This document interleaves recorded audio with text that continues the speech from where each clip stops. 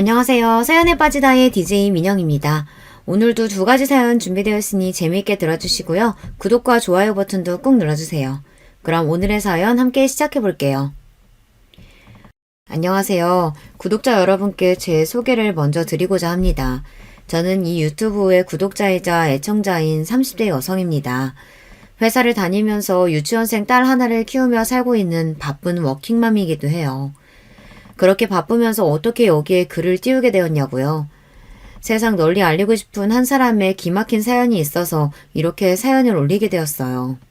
제가 보고 겪은 일이지만 요즘 특정인을 지칭하면 자칫 명예훼손을 당할 수 있다고 들어 이 글에는 가명을 사용하려고 하니 이해해 주시면 좋겠습니다. 대한민국의 평범한 중상층 가정에서 태어난 저는 부모님과 오빠 하나 있는 가족에서 평범하게 자랐습니다. 그나마 공부 하나는 잘하는 축에 들어 남들이 알만한 대학교를 졸업하고 바늘구멍 같은 취업시장을 운 좋게 뚫고 대기업에 당당히 입사했어요. 저는 처진 눈에 순둥하게 생긴 얼굴을 가졌지만 보기와 다르게 강단이 있다는 소리를 많이 듣는 편입니다. 맡은 일은 정확하고 확실히 처리하는 편이고 누군가 저를 조금 막대하거나 함부로 여긴다 싶으면 바로 받아치면서 억울한 일을 당하지 않고 살아왔어요. 대신 생활력과 책임감이 강하고 제가 누군가를 도와주고 지켜주면 지켜줬지 남에게 폐를 끼치고 사는 일은 하지 않는 신주입니다. 그런 저에게 약한 부분이 있다면 바로 얼빠라는 것이죠. 여러분, 얼빠라는 요즘 세대의 말이 있는데요. 어떤 사람은 외모만 보고 무턱대고 좋아하는 사람을 뜻하는 말입니다. 제가 그렇게 예쁘고 잘생긴 사람들만 보면 마음이 스르륵 녹아서 마음이 약해지고는 해요. 그런 탓에 지금껏 만나왔던 남자들이 외모는 좋은데 성격은 별로였던 경우가 많았습니다. 맞습니다. 얼굴만 따지는 제 탓이죠 뭐. 지금의 남편을 만나게 된 계기도 바로 제가 얼빠라서예요. 친구들과 잠실에 있는 놀이공원으로 놀러 간 적이 있었는데요. 놀이기구를 타려고 줄을 서고 있는데 제 앞에 서 있는 남자가 기가 막히게 잘생긴 거 있죠. 저는 두근거리는 마음을 진정할 수 없었고 제가 앞에 남자에게 꽂힌 걸 눈치챈 친구들이 장난스럽게 그 남자에게 말을 걸었습니다. 저기요, 제 친구가 덱한테 정말 뿅 간 것 같은데 어떻게 책임지실 거예요?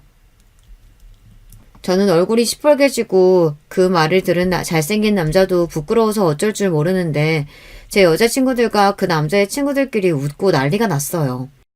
친구들이 유쾌하고 외향적인 성격이 많아서 우리들은 놀이공원에서 모두 다 같이 놀며 친해졌습니다. 친구들이 만들어진 기회로 저는 그 잘생긴 남자와 대화를 할 수 있었고 서로를 알아가는 시간을 가지게 되었어요. 저는 올해 30살 된 오진영이라고 합니다. 중소기업에 다니는 회사원이에요. 그쪽은요? 저는 이혜일이라고 해요. 28살이고 지금 대기업에 다니고 있어요.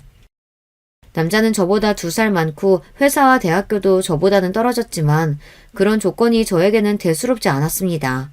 수줍음이 많고 점잖은 성격이지만 볼수록 잘생긴 얼굴에 그만 그 남자에게 더 빠져들고 말았어요. 적극적인 제가 그 남자를 리드하며 놀이공원에서 헤어진 뒤로도 자주 만남을 가졌습니다. 잘생긴 남자가 얼굴값 한다는 말이 있죠. 저도 지난 연애사에서 그런 경우를 당한 적이 있었지만 이 남자는 달랐습니다. 만나보니 사람이 의외로 진국이라서 저는 그를 놓치고 싶지 않아 공을 들여가며 잘해주었어요. 이 남자도 적극적이고 지적으로 보이는 제가 좋았다고 하네요. 우리는 연인 관계를 거쳐 결혼 이야기까지 나오는 사이가 되었죠. 남자친구의 조건은 일반적인 시각에서 그렇게 좋지만은 않더군요. 아버지는 어릴 때 사고로 일찍 여의고 남동생과 함께 홀어머니 밑에서 자라왔대요. 지금도 받은 월급 중 일부는 혼자 계시는 어머님 생활비로 드리고 있고 아마 앞으로도 그래야 할 거라고요. 우리 부모님은 자가집도 있고 연금도 다달이 충분히 나와서 자식들에게 의지하실 필요가 없으시죠. 그리고 저도 대기업 다니면서 돈도 열심히 모아서 결혼자금으로 1억 가까이 모았으니 조건은 제가 더 좋아 보였습니다. 그래도 그러면 어떻겠습니까? 제가 이 남자가 너무 좋아서 결혼해서 죽을 때까지 책임지고 싶은걸요. 친정 부모님과 친구들의 만류를 뿌리치면서 저는 결혼을 강행했고 드디어 정식으로 부부가 되었습니다. 시모는 혼자의 몸으로 인천의 전셋집에서 오랫동안 사셨고 앞으로도 그럴 계획이라고 하셨습니다. 아닌 게 아니라 시모는 60대의 연세에도 불구하고 건강해 보이시고 외모도 젊어 보이셔서 혼자 계신 것이 걱정되지 않았습니다. 하지만 그분은 성격이 호락호락한 분은 아니시더군요. 결혼하자마자 저희를 시댁에 불러 앉혀놓고 이렇게 말씀하셨어요. 우리 집안에 네가 들어왔으니 맏며느리 역할은 잘 해야 하는 거 알지? 나처럼 자식들 을지 안 하고 혼자 사는 시모가 어디 흔하겠니? 그러니까 너희가 내 생활비랑 품위 유지비 다 내줘야 한다. 네, 그럼 어머님이 원하시는 금액이 구체적으로 어떻게 되는데요? 아니, 구체적? 원래 진영이 혼자 살 때도 나한테 다달이 60만 원씩은 보냈는데 이제 며느리도 왔고 또 너도 대기업에 다니고 하니 세상에나 저 깜짝 놀랐어요. 남편 월급이 240만 원밖에 안 되는데 그중 4분의 1을 어머님이 받으신 거예요? 그러니까 그이가 돈을 못 모았죠. 진영 씨가 모은 돈이 5천만 원뿐이라 제가 돈 1억 하고 친정에서 빌려주셔서 저희 신혼집 마련한 거잖아요. 시모는 제 말에 꽤 당황하신 것 같았어요. 아니 얘, 시어머니 말 끊지 말고 끝까지 좀 들어라. 상황이 이렇다 보니 전에 받았던 돈 정도는 우리 한국 사회에서 남자가 집해오고 여자가 혼수해야 하는 건데 도리어 우리는 그 반대가 되어버렸으니 어머님이 얼마나 속상하시겠어요. 그러니 앞으로는 저희가 열심히 아끼고 돈 모아서 꼭 집 살게요. 아무리 저희가 돈이 없어도 어머님 용돈으로 매달 60만 원씩은 그대로 드릴게요. 대신에 그 외로 요구하시면 그건 정말 안 되십니다. 저는 눈을 부릅뜨고 단호하게 말씀드렸고 시모는 저에게 혀를 내두르곤 그래 그렇게 해라 하셨어요. 나중에 남편이 저에게 몰래 와서 그러더군요. 여보, 정말 잘했어. 원래는 엄마가 나한테 넌지시 결혼하고 나면 2배로 올려서 120만 원씩 보내라고 하셨었어. 근데 당신이 잘 막아낸 거야. 그 이후에도 시모가 김장하러 와라, 몸이 아프니까 마사지 보내달라, 명절이나 생신도 아닌데 시시콜콜 저를 부르실 때마다 저는 분명히 선을 그었습니다. 좀 냉정해 보일지 모르지만 초반에 그러지 않으면 분명히 며느리인 저를 부려먹고 돈을 달라고 매벌 그러실 분 같았기 때문이에요. 그래도 연말에 보너스가 두둑히 나오면 어머님께 100만 원을 드리거나 해외여행을 보내드리면서 달래드리니 또 저를 미워하지 않고 잘 받아주시더라고요. 시댁에는 시모 말고 아직 결혼 안 한 시동생도 한 분 있는데요. 이 시동생도 시모 못지않게 가관입니다. 일단 우리 시동생도 참 잘생겼어요. 게다가 그의 직업은 방송인이에요. 어떤 방송국에 소속된 아나운서이죠. 하지만 우리 남편과는 사뭇 다른 성격을 가졌어요. 일단 외향적이고 말을 참 잘했습니다. 그리고 자신의 욕망을 숨기지 않고 드러내는 사람이었어요. 자기가 방송국 국장까지 오를 것이며 오는 여자 안 맞고 가는 여자도 한 번 더 만나본다는 신조라네요. 형수인 제가 속속들이는 모르겠지만 대충만 봐도 만나는 여자가 참 많았고 양다리, 삼다리도 걸치는 것 같더라고요. 그래서 저는 서방님이 결혼은 안 할 줄 알았어요. 물론 직업 탄탄하겠다, 외모 좋고 여자들에게 인기도 많을지언정 저렇게 한 사람에게 만족하지 못하고 여러 여자를 탐닉하고 다니니 결혼이라는 굴레에 갇힐 사람이 아니라고 생각했거든요. 그런데 의외로 서방님은 어느 날 갑자기 결혼할 여자를 시댁집에 데려왔다는 겁니다. 무척이나 궁금해진 저는 서방님이 집에 결혼할 아가씨를 데려왔다는 소식에 한달음에 시댁으로 왔어요. 여간에서는 시모 때문에 시댁 방문을 잘 안 하지만 제 스스로 이렇게 온 적은 처음이네요. 서방님 옆에 있는 아가씨는 순간 모델인 줄 착각했습니다. 키가 크고 마른 몸을 한 자태가 여자들이 딱 부러워할 만한 몸매에다가 얼굴도 예뻤어요. 역시 서방님답게 외모를 보고 여자를 골랐구나 하고 생각했죠. 우리 애가 늦게 결혼할 줄 알았더니 덜커덕 이렇게 장가가겠다며 갑자기 아가씨를 데려왔으니 내가 좀 놀래버렸네. 그럼 아가씨는 직업이 뭐유? 네, 어머님. 전 여대 앞에서 작은 카페 운영하고 있어요. 원래는 모델 지망생이었는데 마땅히 직업 없이 있으니까 걱정되신 친정아버지가 하나 차려주셨거든요. 에이, 작은 카페?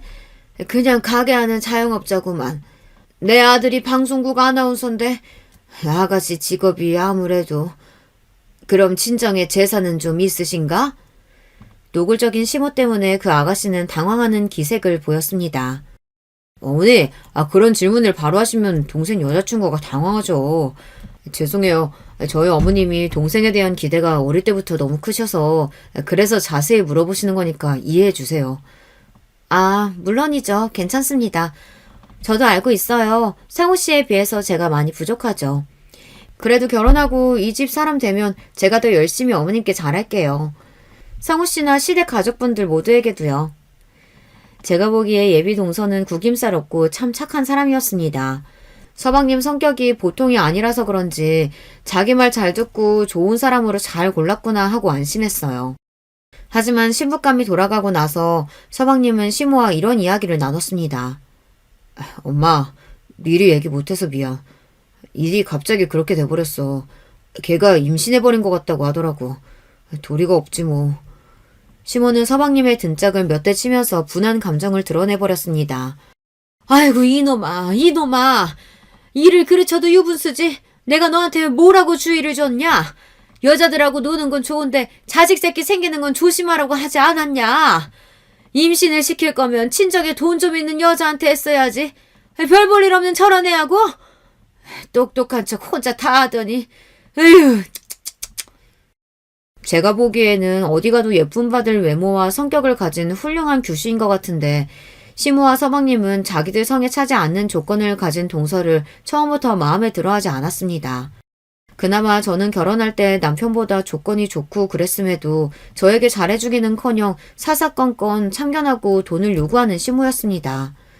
초반에 기싸움도 제가 졌더라면 아마 더하면 더했겠죠. 앞으로 동서의 시댁 생활이 괜찮을까 하고 염려가 되었던 것도 솔직한 심정이었어요. 서방님과 동서가 결혼 준비를 하면서 한 가지 놀라운 사실이 있었습니다. 결혼식이 한 달 앞으로 다가와서 청첩장을 온 곳에 다 돌리고 있는데 동서가 놀라운 고백을 하고 만 것이죠. 사실 제가 임신했었다는 말씀은 거짓말이었어요. 너무 성우 씨와 결혼하고 싶어서 해서는 안 될 거짓말을 해버린 거예요. 하지만 결국 저는 성우 씨 아이 임신해서 꼭 낳고 기를 거예요. 그러니 한 번만 용서해 주세요. 그 선한 사람이 얼마나 서방님과 결혼하고 싶었으면 그랬을까 놀라운 한편 안쓰러웠습니다.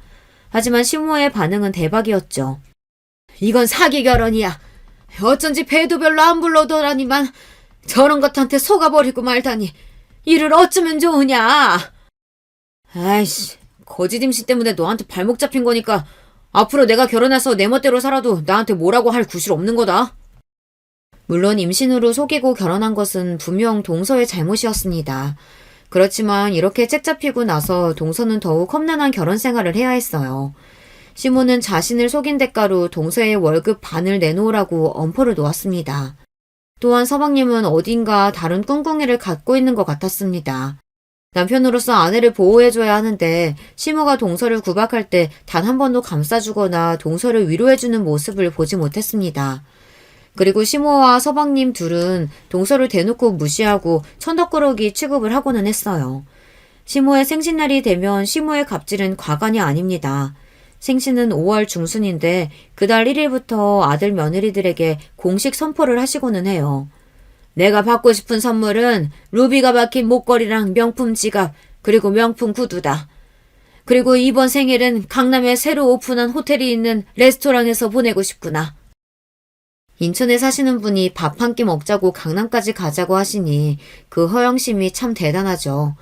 원하는 선물은 또 어떻고요. 시모는 평소에 주기적으로 나가시는 모임이 7개나 되고 특히 여기저기에서 남자친구들을 만들어내는 통에 거의 매일 외출을 하고 다니십니다.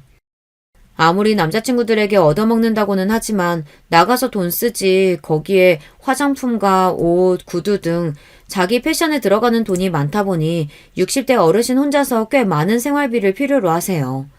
저는 결혼 초기에 시모와 단판을 짓고 나서 매달 60만 원 그 외에는 일절 요구하지 않기로 했지만 동서는 그렇지 못했습니다.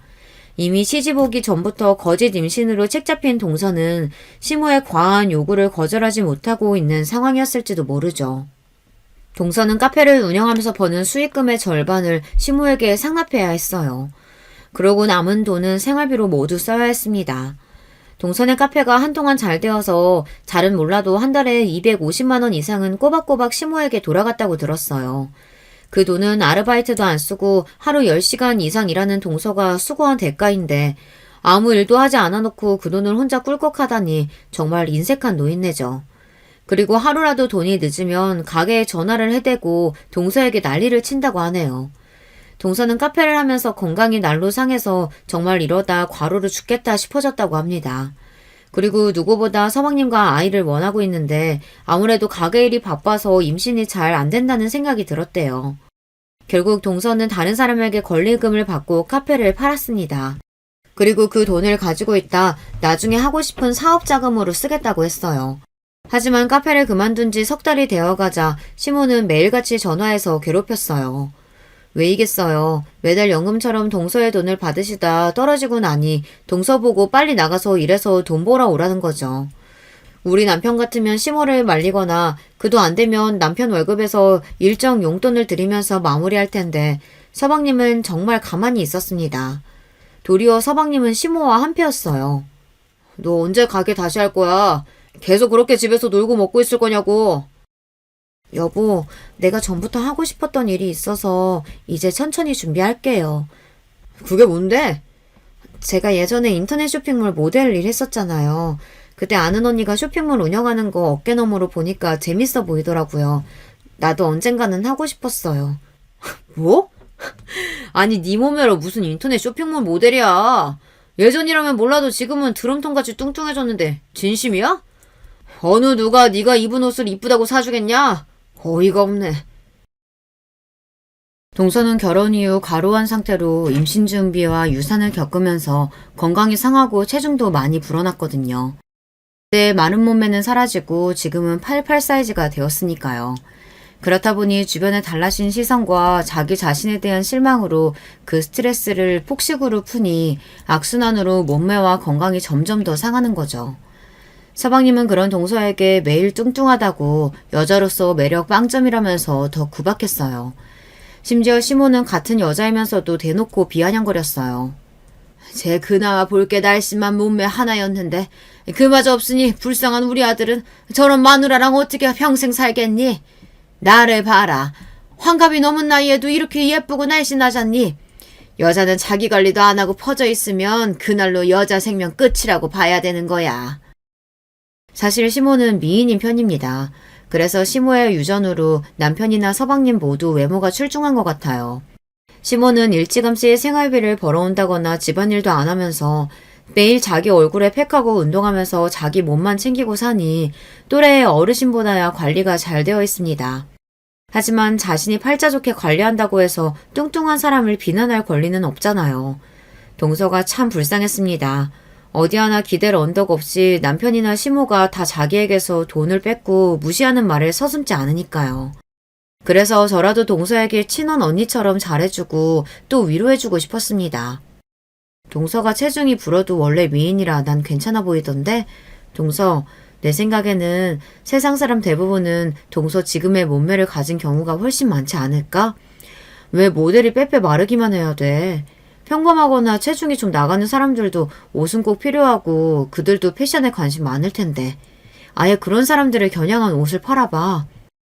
동서는 저의 제안을 진지하게 고민했고 정말로 빅사이즈 전문 인터넷 쇼핑몰 사업을 시작했습니다.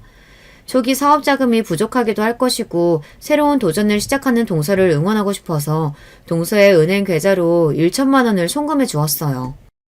형님이 주신 아이디어만으로도 감사한데 어떻게 1,000만 원까지 주셨어요. 저 이 돈 못 받아요. 나 그 돈 그냥 주는 거 아니야. 동서 사업 잘 되면 이자 붙여서 갚아. 내가 따로 모은 쌈짓돈이라서 우리 남편도 아무도 모르니까 비밀로 하고. 알겠지? 동서는 연신 고맙다고 하며 감동을 했어요. 동서의 옷 쇼핑몰은 점차 방문자 수와 주문 수가 늘어나더니 반년이 지나자 매출이 많이 늘어 꽤 장사가 잘 되는 것이었습니다. 동서가 옷 모델로 사진을 찍어 올려놓는데 얼굴이 이쁘고 다리도 긴 것이 확실히 옷태가 좋아 보였어요. 제가 봐도 옷을 사고 싶어지는 그런 쇼핑몰이었습니다. 동서는 어느 주말에 저를 따로 만나자면서 자기네 회사 근처 호텔 레스토랑으로 초대했습니다. 최고급 디너 식사에 비싼 샴페인까지 준비해놓고 동서는 저를 기다리고 있었어요. 나한테 이게 무슨 호사야? 동서, 무슨 좋은 일이라도 있는 거야? 혹시 임신? 임신이면 좋겠지만 형님, 저 그이랑 잠자리 가진 지 2달도 넘었는걸요? 뚱뚱하다고 곁에도 못 오게 하고요. 그렇지만요, 우리 회사가 한 달 매출 1억을 찍었답니다. 동서는 쇼핑몰이 잘 되자 너무 좋아했습니다. 그리고 이것은 다 제 덕분이라며 축하 파티를 함께 하고 싶었다네요. 저는 동서를 진심으로 축하해 주었고 우리는 고급 요리를 먹고 샴페인까지 마시며 파티를 즐겼습니다. 제 친동생이 좋은 대학에 합격한 것만큼이나 동서의 사업 성공에 저도 너무 기뻤답니다. 그렇지만 동서가 한숨을 쉬며 시모에게 수입의 반이나 드릴 것이 좀 아깝다고 하더군요. 동서, 사업 좋은 게 뭐야? 모든 소득을 꼭 시모에게 투명하게 공개할 필요 없지. 어차피 사업에서 얻은 소득이 다 동서 것은 아닐 거 아냐. 맞아요. 아직은 쇼핑몰에 투자할 것도 많아요. 그래서 저는 월급 사장처럼 당분간 수익의 대부분을 사업에 투자하려고요. 그럼 동서의 월급을 얼마로 딱 정해놓고 그거에 반만 드린다고 해. 동서는 좋은 생각이라며 월급 400만 원 중 200만 원만 시모에게 드려도 된다고 좋아했어요. 저 같으면 시모에게 계속 수입의 반을 주는 일을 진짜 그만뒀을 텐데 저것만으로도 만족해하는 해맑은 동서였습니다. 또 식사를 마치고 집으로 돌아오는 길에 동서는 저에게 명품 가방을 선물해 주었어요. 물론 가방 안에는 제가 빌려주었던 1,000만 원이 봉투에 담겨 들어있었고요. 저는 천천히 갚아도 된다고 했지만 결국 동서의 성의를 무시하지 못하고 받고 돌아왔습니다. 동서는 아이를 갖지 못한 슬픔을 사업 성공으로 잊으면서 잘 살고 있는 것처럼 보였습니다. 하지만 이내 동서를 힘들게 하는 일이 생기고 말았어요. 동서가 어렸을 때 친정엄마가 떠나신 뒤로 쭉 친정아버지가 키워주시고 함께 사는 유일한 가족이었대요. 그런데 친정아버지가 위암 말기 판정을 받고 마신 겁니다. 당연히 하나뿐인 자식으로서 동서가 아버지의 병간호를 해야 했죠. 하지만 이런 가슴 아픈 일을 당한 동서에게조차 시모는 막말을 했어요. 원래 살면서 고생하고 복 없는 사람들이 암으로 고생하다 죽는 거라더라. 너도 괜히 곧 돌아가실 아버지 어떻게 해보겠다고 힘쓰지 말고 어서 쇼핑몰 사업에 복귀해라. 부모가 말기 암인데 어떻게 자신도 같은 부모면서 저런 막말을 할 수 있는지 놀라울 뿐이었어요. 게다가 서방님은 장인어른이 병원에 입원해 계시는 동안 딱 2번만 병문안을 다녀왔다고 합니다. 그것도 한 번은 장인어른이 진짜 심각한 상태인지 자기 눈으로 확인하기 위함이었고 2번째는 장인어른이 위기가 찾아와서 유언을 듣기 위해서였어요. 동서지간인 저도 여러 차례 병문안을 했는데 말이죠. 또한 시모는 동서가 물려받을 유산은 없는지 꼼꼼히 살피라며 서방님에게 당부하는 모습을 제 눈으로 목격했어요. 어머님, 정말 해도 해도 너무하세요. 지금 돌아가실 분 두고 유산이나 알아보라고 하는 게 말이 됩니까? 동서네 친정아버지가 저 위층에 계세요. 혹시나 동서나 아버님이 들으시면 어쩌려고요. 네가 뭐라도 된다고 참견질이냐? 넌 신경 쓸 거 없다. 형님, 우리 남편은요. 결혼해서 거의 내내 자기 잘생긴 얼굴만 믿고 바람이나 피고 다녔답니다. 심지어 어떤 때는 방을 따로 얻어서 대학생 여자친구랑 동거하면서 2집 살림까지 차렸더라고요. 제가 그 여자애 떼어내려고 원룸에 찾아가서 그 어린 것하고 싸우고 집을 난장판으로 만들어 놓고 돌아오면서 제 신세가 진짜 철학 맞더라고요. 그런데도 집에 와서 남편에게 제대로 화 한 번 마음껏 내지 못했어요. 왜냐고요? 그 남자는 당연하다네요. 애초에 거짓 임신으로 한 결혼인데 저보고 아내 행세할 권리 없다고요. 그리고 뚱뚱해진 제가 꼴도 보기 싫어서 밖에 나가서 욕구 푸는데 뭐가 잘못이냐고 오히려 저에게 묻더군요. 저는 할 말을 잃고 그 사람이 바람피고 다니는 거 알면서도 아내로서 아무것도 하지 못했어요. 저 정말 등신 같죠? 아니야, 동서. 동서가 너무 물렁하게 구니까 그걸 알고 이용해 먹는 거야, 그놈. 동서가 세게 나가야 해. 알겠지? 그리고 다음날 동서는 저에게 찾아왔어요. 얼마나 울었는지 잔뜩 부은 눈과 상해버린 얼굴을 하고서 말이죠. 제가 어제 남편에게 만나던 여자들 정리하라고, 그러지 않으면 저도 법으로든 무엇으로든 가만히 있지 않겠다고 엄포를 놓았어요. 그랬더니 그 남자가 깔끔히 이혼하자고 하네요. 저는 평생토록 나는 당신 아내로 남을 거고 절대 이혼하지 않겠다고 버텼어요. 그랬더니 남편이 제 뺨까지... 남편이 바람피고 도리어 이혼까지 하는데 아내로서 이렇게 당하기만 하면서 사는 동서가 가련했습니다. 하지만 동서는 자신의 기구한 삶을 감내하고 참으면서 살았죠. 그렇지만 저는 한 통의 전화를 받고 충격으로 핸드폰을 떨어뜨리고 말았습니다. 그것은 동서가 회사에서 목숨을 끊었다는 믿을 수 없는 소식이었어요. 그 소식을 듣자마자 저는 장례식장으로 달려갔습니다. 동서가 활짝 웃고 있는 영정사진 앞에서 얼마 동안 목 놓아 울었는지 모릅니다. 남편에게 사랑받지 못하고 시모에게 괴롭힘만 받다가 얼마나 괴로웠으면 제 손으로. 하도 울어서 황망한 마음으로 동서의 영정사진을 바라보며 기대어 있었습니다. 하지만 저보다 훨씬 늦게서야 서방님이 시모와 함께 장례식장에 나타난 거예요. 아니, 남편이라는 작자가 지금에서야 자기 아내 장례식장에 와요? 그리고 어머님도 그러시는 거 아니에요. 동서가 지금 누구 때문에 이렇게 독한 마음 먹고 세상을 뜬 건데요. 형수님이 뭐라고 우리한테. 뭐 그 사람 친언니라도 돼요? 제 쓸데없는 오지랖은 알아줘야 해. 예, 손님들 계신데 조용히 해라. 마치 우리 때문에 둘째 며느리가 그렇게 되었다고 누가 들으면 오해할라. 찾아온 손님들 앞에서 슬픈 척 천연덕스럽게 연기하면서 뒤로는 휘죽대고 웃는 서방님과 시모를 보았어요. 그 순간 사람이 너무 밉고 싫으면 죽이고 싶을 수도 있다는 것을 처음 느끼게 되었습니다. 장례식장에서 동서의 죽음을 진심으로 슬퍼하는 사람은 저뿐만인 것 같았어요. 게다가 서방님은 이틀째 날에는 방송일로 바쁘다는 핑계를 대고 장례식장에 나오지도 않았어요. 그렇지만 전 알고 있었습니다. 자기 아내 장례식 중에 내연녀와 노느라 장례식장을 비웠다는 것을요. 이 파렴치한이 전화통화하는 것을 제 귀로 들었기 때문입니다. 자기야, 나 급한 일 생겨서 오늘 못 간다고 했잖아. 내 아내 죽어버려서 3일 동안은 꼼짝 말고 여기 지키고 있어야 할걸. 그래? 내가 꼭 잊지 않아도 장례식장은 돌아갈 거라고? 알았어. 30분만 기다려. 사랑하는 이 오빠가 이쁜이한테 달려간다. 시모도 하루 잠깐 장례식장에 들렸을 뿐 발인 때까지 다시 발걸음도 하지 않았어요. 살아서는 그렇게 빚쟁이처럼 동서의 돈만 뜯어내려고 혈안이 된 양반이 장례식조차 나몰라라 할 줄은 몰랐기 때문에 저는 시모에 대한 실망과 분노가 쌓여갔어요. 나라도 동서를 위해 최선을 다해 우리 남편과 함께 장례식장의 일을 도왔죠. 3일장을 무사히 치르고 동서의 유해는 화장을 해서 유골함에 곱게 담아 추모공원에 안치했습니다. 갑자기 세상을 떠난 동서의 죽음이 믿기지 않아서 멍한 채로 하루하루를 보냈어요. 사람이 이렇게 억울하게 삶을 마감해도 되는 건지 그 답답함과 억울함을 느끼며 지나야 했지요. 그리고 며칠이 지났을까요? 어떤 모르는 번호로 전화가 와서 받아보니 처음 듣는 여자분의 음성이 들렸습니다. 안녕하세요. 저는 박선영의 친구 서민영이라고 합니다. 얼마 전 장례식장에서 배웠었죠. 제 친구가 죽기 전에 형님에 대한 이야기를 자주 했었는데 진심으로 자기 편이고 친언니처럼 잘 대해준다 그랬어요. 그 여자의 말을 들으며 기억을 더듬어 보니 제 머릿속에 떠오르는 한 여자가 있었습니다. 동서의 장례식장에서 동서의 친구라며 혼자 찾아온 여자가 있었어요. 이틀 동안이나 장례식장에 와서 육개장 한 그릇과 소주 반 병을 비우고 가만히 앉아 있었습니다.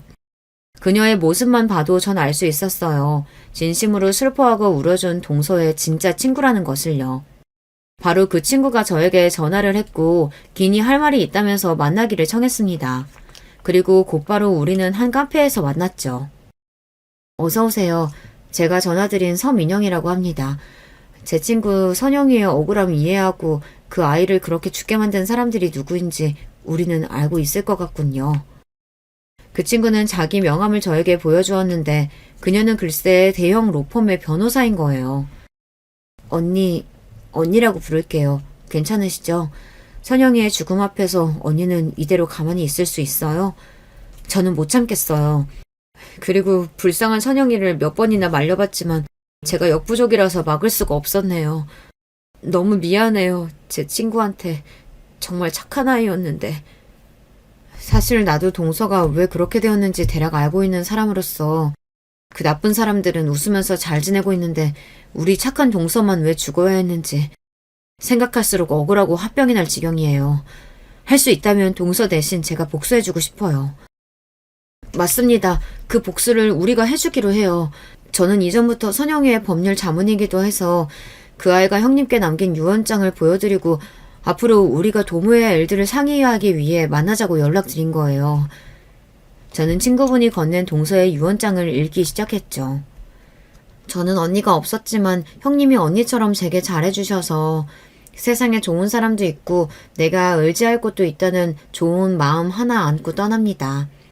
더 이상 세상을 살아갈 의지와 희망을 잃고서 사실 자살 시도 전에도 한 적 있었어요. 그때는 친구 민영이의 도움으로 살아나긴 했는데 아무래도 제가 이 세상에 살 의미는 없는 것 같아요. 그래서 결국 이렇게 한심한 짓을 또 하게 되었네요. 제가 자살을 하지 않았더라도 아마 남편 때문에 결국은 죽고 말았을 거예요. 그 남자는 아내인 저를 두고도 대놓고 다른 여자들을 만나고 다니면서 정신적으로 저를 죽였습니다. 그리고 어느 순간 제 도장을 이용해서 몰래 사망보험을 들어놓고 저를 죽일 계획까지 하고 있었던 거예요. 최근 들어 제 몸이 안 좋아지면서 사업 정리하려고 하자 시모와 남편은 제가 이용 가치가 떨어졌다고 생각한 모양이에요. 시모는 제게 문자나 전화로 자식도 못 낳는 네가 돈도 안 벌면 뭐하러 내 아들 옆에 살아있냐. 그냥 죽어라 죽어. 이렇게 심한 막말까지 서슴지 않았어요. 피로가 극심해서 일을 쉬고 집에서 시체처럼 퍼져 있는데도 피로가 풀리지 않고 상처도 잘 낫지 않는 등 제 건강이 이상한다는 것을 느끼고 병원에 가서 검사를 했어요. 검사 결과 제가 비소 중독에 걸려있다는 것입니다. 자기 전에 차 마시는 제 습관을 알고서 남편이 거기에 비소 독을 조금씩 탔던 모양이에요. 저와 사랑했던 사이였고 결혼까지 했던 남자가 이제는 제가 필요 없다고 천천히 독살하려고 했다는 속셈을 알고 충격을 받고 말았어요. 남편이 전부터 새 여자친구와 결혼하는데 제가 걸리적거린다는 말을 해왔는데 그것이 진심이었다는 것을 깨닫고 바로 이혼 서류에 도장 찍고 집에서 나왔습니다. 갈 곳 없는 저는 그동안 문 닫은 회사에서 사발면만 먹고 자고 지냈어요. 정신의학과 치료도 받아보고 했지만 저의 머릿속에는 시모와 남편이 외쳤던 말이 울려 퍼지고 있었어요. 죽어라 죽어. 난 살 가치도 없다. 결국 못난 선택을 하고야만 저를 용서해 주세요. 그동안 회사에서 얻은 수익금으로 서울에 있는 건물 하나를 샀습니다. 그 건물 월세 받으면서 남편이랑 시모 모시고 형님께도 나눠드리면서 오순도순 살고 싶었지만 그 많은 재산이 무슨 소용이겠어요. 제가 세상에서 믿을 분은 형님뿐이니 그 건물은 형님께서 맡아주세요. 그리고 한마는 제 인생 위에 유용하게 써주시리라 믿어요. 이만 안녕히.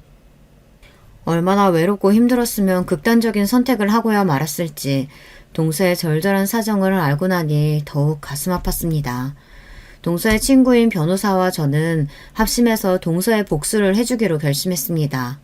저는 시댁에 서방님이 방문한 날 쳐들어갔습니다. 우리 동서 죽인 주인공 둘이서 또 무슨 작당 모의 중인지 모르겠네요. 서방님은 아내 상중인데도 너무 희희낙낙하시네요. 어차피 돈도 못 벌고 우울증이나 앓다가 가네다. 그렇게 의지가 없어서야. 차라리 잘 됐지 뭐니. 우리 아들 젊을 때 스스로 사라져줬으니. 우리 동서는 쇼핑몰 대박 사업가고 큰돈 벌어서 서울에 100억 넘는 건물도 가진 부자였는데요. 동서가 나한테 유산으로 물려줬어요. 뭐? 쇼핑몰 인수금액이 그렇게나 컸다고? 서울에 있는 100억대 건물? 그럴 리가 없어. 그 여자 쇼핑몰에서 집에 가져오는 돈이 300만 원도 안 됐는데 어떻게 그런 일이 있을 수가 있어. 형수님 지금 다 열받으라고 거짓말하는 거죠? 궁금하면 건물 등기부 보여줄 테니 조사해 보던가. 아내 귀한지 모르고 구박하고 업신여기더니 꼴 좋다. 황금알을 낳는 거위를 네 손으로 쫓아낸 격이야. 어떻게 그런 짓까지 했어? 동서를 독살까지 하려고 했다면서. 그깟 생명보험금 5억 때문에. 우리 동서는 100억이 넘는 가치의 여자였다고. 그 양큼한 년. 곰 같은 줄 알았더니 상여우였네. 제 회사가 그렇게 잘 나가는 거면 시부모, 지 남편, 자식 식구부터 챙겨야지. 생판 남인 큰며느리한테 그걸 다. 아이고 아까워라 그 돈. 아이고 그 건물. 아직도 반성하지 못하고 동서의 재산만 노리고 있는 서방님과 시모를 보고 나니 말로 훈계할 일이 아니라는 생각이 들었습니다. 그들에게 제대로 죗값을 치르도록 해주겠다고요. 내가 아내를 죽이려고 했다고? 형수가 어쩔 건데? 내가 아내 독살했다는 증거라도 있어? 이미 걔는 죽어서 몸뚱아리 화장까지 했는데 무슨 수로 증거를 찾겠어? 그래.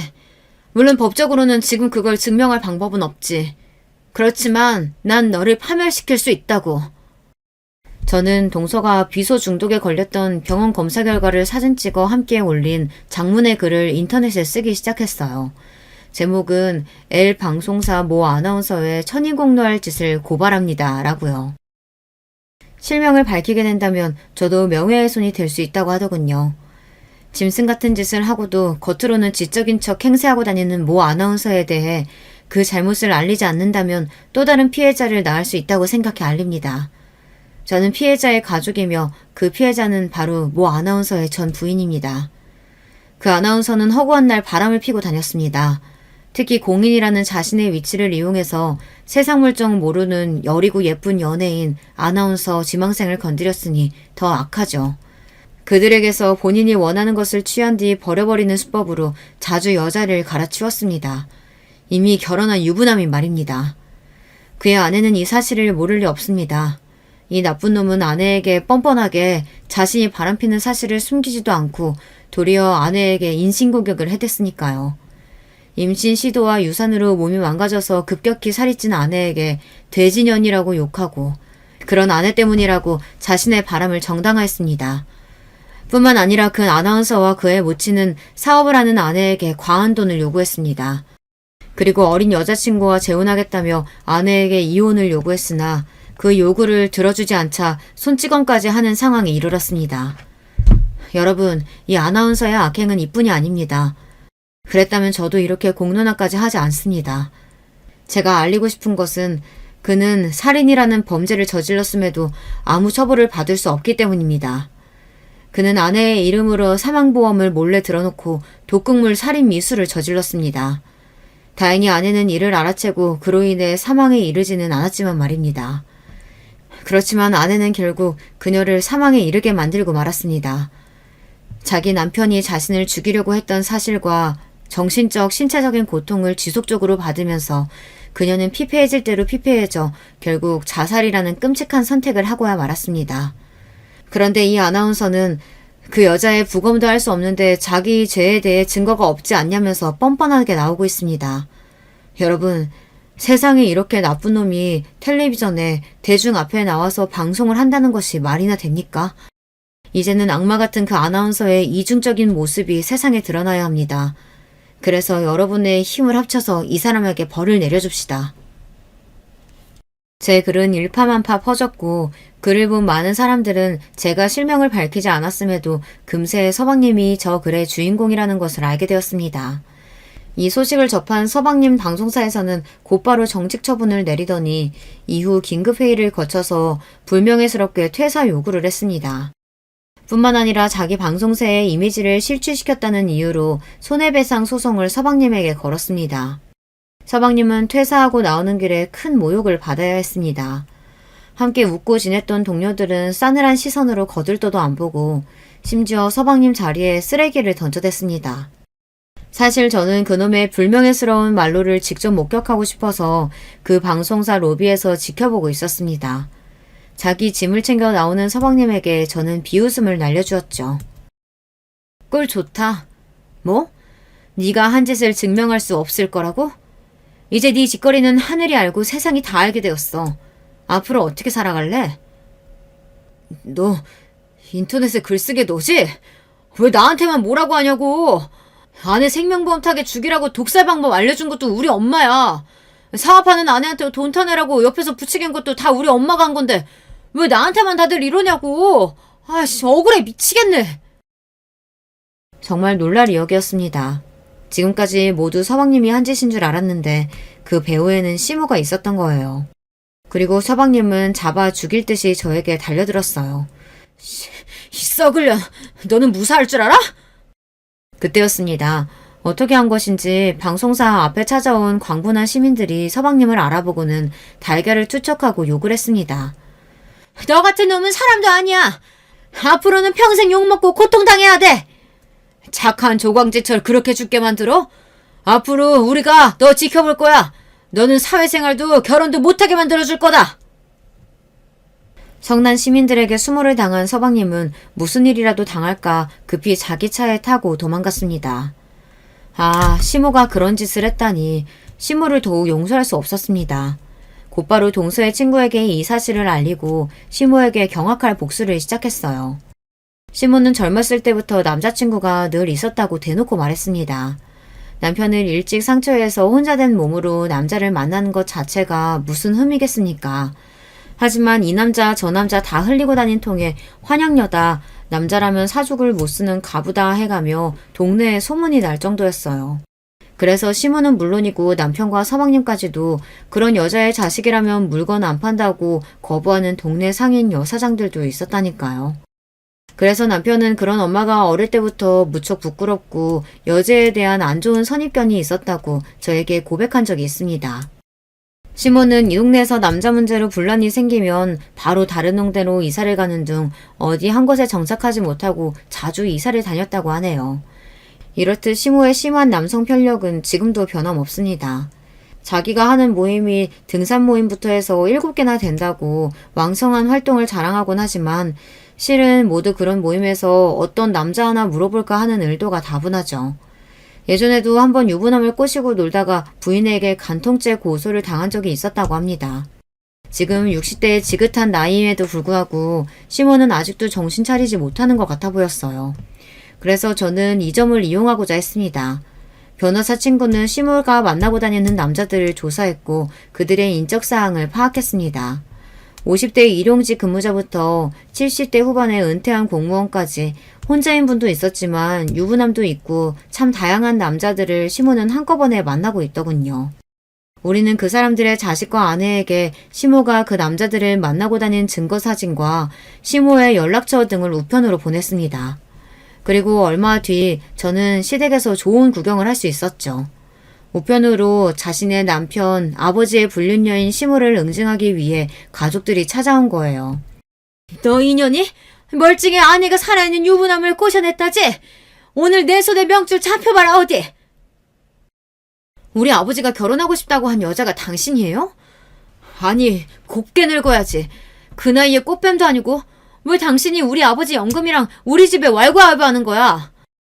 우리 자식들은 절대로 당신 같은 천박한 늙은 여우가 우리 아버지 꼬드기는 거 못 참으니까 또 한 번만 만나봐요. 화가 난 여러 사람들에게 둘러싸인 시모는 자기가 저지르고 다닌 짓이 있으니 입이 10개라도 할 말이 없을 줄 알았어요.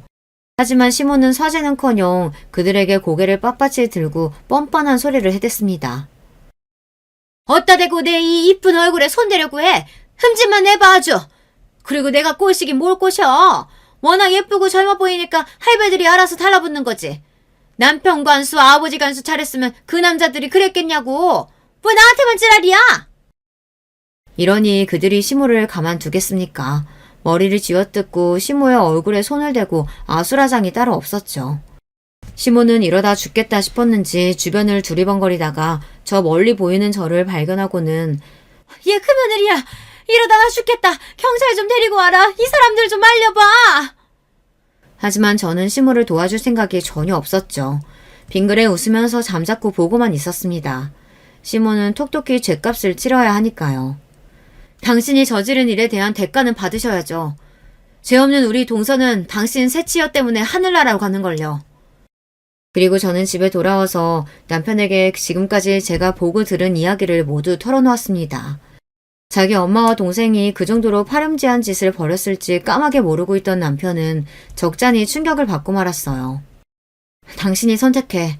나는 앞으로 당신 어머니와 동생 용서하지 못하고 볼 생각이 추워도 없으니까 말이야. 당신이 피부치를 선택하겠다면 깔끔히 나랑 이혼하면 돼. 혼란스러워하던 남편은 잠시 생각하고 나서 말했습니다. 아무리 내 가족들이라지만 도무지 믿을 수 없는 짓을 벌여왔잖아. 그런 일을 당하다가 세상을 뜬 재수씨에게 미안해서 어떻게 하니. 난 당신과 뜻을 같이 하겠어. 우리 가족들과 인연 끊고 살 거야. 결국 남편도 자신의 엄마와 동생을 버리기로 마음먹었습니다. 직업을 잃고 전전하던 시동생과 남자친구들의 가족들로부터 수모를 당한 시모는 얼마 뒤 저와 남편에게 연락을 해왔습니다. 생활비가 없으니 돈 1,000만 원을 빌려달라는 뻔뻔스러운 요구였죠. 하지만 저는 전화도 문자도 받지 않고 차단해버렸습니다. 물론 우리 남편도 마찬가지였어요. 후에 들어보니 서방님은 재직 중이던 방송사에서 손해배상 소송을, 그리고 시모는 상간자 소송을 당했다고 하더군요. 돈도 없는 사람들이 그런 소송까지 당해서 위자료 등을 물어줘야 한다니 진짜 패가망신이 아닐 수 없습니다. 시모와 서방님은 그래도 숨쉬고 이 땅 위에서 어떻게든 살아가고 있지만 동서는 자기 잘못도 없이 이제 세상에 없으니 그들에게 이 정도 고난은 넘치지 않다고 전 생각해요. 함께 이야기를 들어주신 구독자 여러분들 생각은 어떠신가요? 할 수만 있다면 더한 벌을 내리고 싶지만 제가 동서를 위해 해준 복수는 이쯤으로 끝마쳤습니다. 아, 동서가 물려준 건물은 어떻게 되었냐고요? 제가 건물 관리를 하면서 매달 거액의 월세가 나오고 있는데 그중 3분의 1은 우리 딸의 유학 자금으로 사용하고 있고 3분의 2는 동서의 이름으로 기부 단체에 보내고 있습니다. 그리고 언젠가 저도 나이가 들어 처분해야 할 때가 오면 제 자식에게 물려주지 않고 기부단체에 기증하려고 생각하고 있어요. 큰돈 앞에 눈이 돌아가서 제가 동서의 뜻에 반해서 시모와 서방님 같은 자들이 되지 않도록 경계하고 있으니 너무 걱정하지 마세요. 이 일들을 겪은 지 2년이 되었지만 아직도 한 번씩 시모와 서방님은 저에게 협박을 해오고 있어요. 서방님은 네가 내 아내의 재산을 다 가로챘으니 돌려달라면서 말입니다. 시모 역시 제가 서방님과 시모에게 벌인 짓들을 기억하고 있다가 언젠가는 복수하겠다고 벼르고 있어요. 그런 연락을 받으면 당장은 저도 무섭고 두렵지만 나쁜 놈들이 하는 말 따위에는 굴하지 않으려고 노력하고 있습니다. 저는 제 이야기를 쓰면서 불쌍한 우리 동서의 사연, 시모와 서방님처럼 나쁜 사람들의 악행을 널리 알리고 싶었어요. 여러분께 재미도 있고 교훈도 있는 이야기가 되었으면 좋겠습니다. 그러면 제가 공을 들여 쓴 보람이 느껴질 것 같아요. 저는 여기에서 인사를 드리며 마무리해 볼게요. 함께 해주셔서 감사합니다. 여러분, 두 번째 사연 시작하기 전에 좋아요, 구독 꼭 눌러주실 거죠? 그럼 두 번째 사연 바로 시작합니다. 안녕하세요. 저는 충청도의 어느 안락하고 풍경 좋은 동네에 살고 있는 중년 남잔데요. 제가 귀가 심심할 때마다 습관적으로 틀어놓고 나는 사연에 빠지다 채널에 제 얘기 한번 보내봅니다. 여러분도 살면서 한 번쯤 이런 기분 들 때 있지 않으신가요? 자기가 살아온 이야기를 남에게 주절주절 떠들고 싶어지는 기분이요. 그러나 여러분 모두 아시겠지만 그럴 만한 상대를 만나는 것도 그런 기회가 생기는 것도 살다 보면 결코 쉬운 게 아니더라고요. 아무도 저를 모르시기 때문에 그만큼 허심탄회한 심정으로 제 얘기를 써내려갈 수 있음에 저는 이 시간을 감사히 여기렵니다. 매년 이맘때쯤이면 저는 생각이 많아져요. 왜냐하면 제 단 하나뿐이던 남동생의 기일이기 때문입니다. 나이 차이가 좀 나는 탓이었는지 아니면 타고나길 다른 성정이었기 때문인지 솔직히 저와 남동생이 살가운 형제는 아니었죠. 그러나 분명한 건 제가 끔찍하게 남동생을 속으로 아껴왔다는 사실입니다. 저는 가족에 대한 애착이 원래 유별났던 사람이었고 남동생은 그 반대에 가까웠으므로 홀연히 세상을 떠나면서 남동생이 홀가분해하진 않았을까 이런 슬픈 짐작을 저는 종종 했습니다. 남동생이 세상을 떠났을 당시 나이는 고작 31살, 만으로 29이었습니다. 술을 마시고 인적 드문 저수지를 거닐다가 어느 순간 남동생은 물에 빠졌습니다. 어떻게 된 경위인지는 주변에 카메라 한 대 없는 곳이기에 지금까지도 알지 못합니다. 술에 잔뜩 취해 있었다는 것과 혼자 그곳에 갔다는 것과 결국 그 저수지에서 싸늘한 주검으로 발견됐다는 것, 이 세 가지만이 정확한 진실이죠. 인맥도 없어서 초라하기 짝이 없었던 장례식장에는 그럼에도 곡소리가 끊이질 않고 울려 퍼졌습니다. 이럴 수 없어. 안 돼. 애가 이제 초등학교 들어갔는데 당신 이렇게 떠나버리면 남은 긴 세월 나 혼자 어떻게 하라는 거야. 당신 분명 애가 대학 갈 때까지 책임지고 돈 많이 벌어오겠다고 했잖아. 재수씨, 이러다가 또 실신할 수도 있어요. 힘드신 심정은 알겠지만 조금만 진정하세요. 아이 생각도 해주셔야죠. 진정? 내가 지금 진정하게 생겼어요? 돈 많이 벌어오겠다더니 그 말 지키지 못할 것 같으니까, 지킨 적 없으니까, 그게 스스로도 창피하고 현실이 무서워서 그 사람 스스로 세상 떠난 거예요. 천하의 비겁한 자식. 제 동생 그런 식으로 매도하지 마세요. 아무리 재수씨라 할지라도 화가 나는 거 쉽게 참을 수 없으니까요. 화가 나시면 뭐 어쩌실 건데요. 형제가 똑같이 못났으면서 괜히 착한 척 하실 필요 없어요. 그래봤자 아주버님도 그 사람처럼 똑같이 못났다는 사실 안 바뀌어요. 거의 제정신이 아니었던 재수씨를 상대하는 건 정말 힘든 일이었죠. 눈에 핏발이 선 재수씨 모습은 거의 섬뜩했습니다. 재수씨는 제 남동생이 스스로 생을 마감했다 여겼지만 제 생각은 달랐습니다. 그건 사고였고 비극이었고 그것만 겪지 않았다면 누구보다 멋지게 삶을 이어나갔을 사람이 바로 제 남동생이라 믿어요. 동생이 비록 개차반 같은 구석이 있는 녀석이긴 했습니다만 결코 어리디 어린 자기 핏줄 두고서 세상 떠날 위인은 못 됐습니다. 남동생이 세상에 남기고 간 핏줄, 제 친조카는 당시 초등학교 1학년 8살이었습니다. 심지어 남동생이 싸늘한 주검으로 발견된 날은 조카 아이의 생일을 단 사흘 앞둔 때였어요. 자기의 생일날 선물해줄 것도 없어서 그럴싸한 선물 한번 사주지 못하는 게 마음에 걸려서 그 사람은 더 그런 식으로 못난 구석에 내몰려서 세상 등진 거야. 틀림없어. 재수씨는 거의 광적으로 중얼거렸고 저는 오지 못하시는 부모님의 목까지 꿋꿋하게 자리를 지켰습니다. 남동생이 갑작스레 숨을 거두자 부모님께서는 두 분 다 쓰러지셨어요. 원체 몸이 안 좋으신 아버지, 그리고 너무 많은 고생하고 사셔서 몸이 약해진 엄마, 두 분 다 남동생 부고에 정신을 놓아버리셨죠. 간신히 정신 차리고 현실 파악하셨던 엄마께서는 어디서 그런 힘이 나셨는지 갑자기 엄청난 괴력으로 재수씨의 멱살을 잡아 흔들기도 했습니다. 이게 다 너 때문이야. 애초에 너 같은 불길한 거 받아주는 게 아니었는데 대체 왜 내 아들이 뭘 그렇게 잘못했다고 너 때문에 세상을 떠나야 되는 거야? 너 지금 당장 내 아들 돌려내. 불쌍하고 가엾은 내 아들 살려내라고. 왜 저한테 이러세요, 어머님? 원래 그 사람 불행한 인생이었고 행복한 적도 없었어요.